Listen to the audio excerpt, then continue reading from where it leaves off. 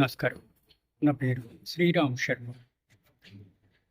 Indian divorce act ప్రకారం అంటే ఎవరైనా భార్యాభర్తలు క్రిస్టియన్ మ్యారేజ్ అనుసరించి సంవత్సరం లోపల మ్యూచువల్ కన్సర్న్ ద్వారా విడాకులు తీసుకోవచ్చా?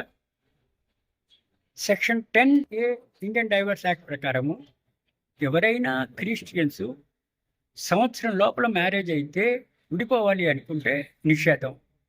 సంవత్సరం దాటిన తర్వాతనే మ్యూచువల్ కన్సర్న్ ద్వారా కేసు ఫైల్ చేయాలి.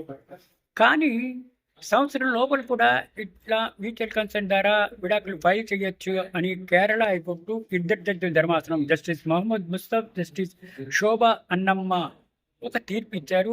అను డిజాల్వే వర్సెస్ యూనియన్ ఆఫ్ ఇండియా. ఈ కేసులో ఏమైంది? వాళ్ళిద్దరికీ 30/1/2022 డైవర్స్ అయ్యే ఇద్దరు వ్యక్తులకి వివాహం జరిగింది. కానీ దురదృష్టవశాత్తు మనస్పర్ధలు వచ్చాయి. విడిపోవాలనుకున్నారు. కానీ సంవత్సరం లోపలే విడిపోవాలనుకున్నారు. సెక్షన్ 10A డైవర్స్ యాక్ట్ ప్రకారము నిషేధం. ఈ ఇద్దరు కలిసి ఫ్యామిలీ కోర్టులో పిటిషన్ పెట్టారు. మాకు వేవ్ చెయ్యండి, 1 year లోపలే మాకు విడాకులు ఇప్పించండి అంటే అది రిఫ్యూజ్ చేస్తే హైకోర్టు దాకా వస్తే కేరళ హైకోర్టు ఇద్దరు జడ్జి ధర్మాసనము తీర్పిచ్చింది. ఇట్లా 1 year లోపల ఫైట్ చేయకుండా ఉండడం అన్నది కాన్స్టిట్యూషన్కి ఎగ్నెస్ట్గా ఉంది.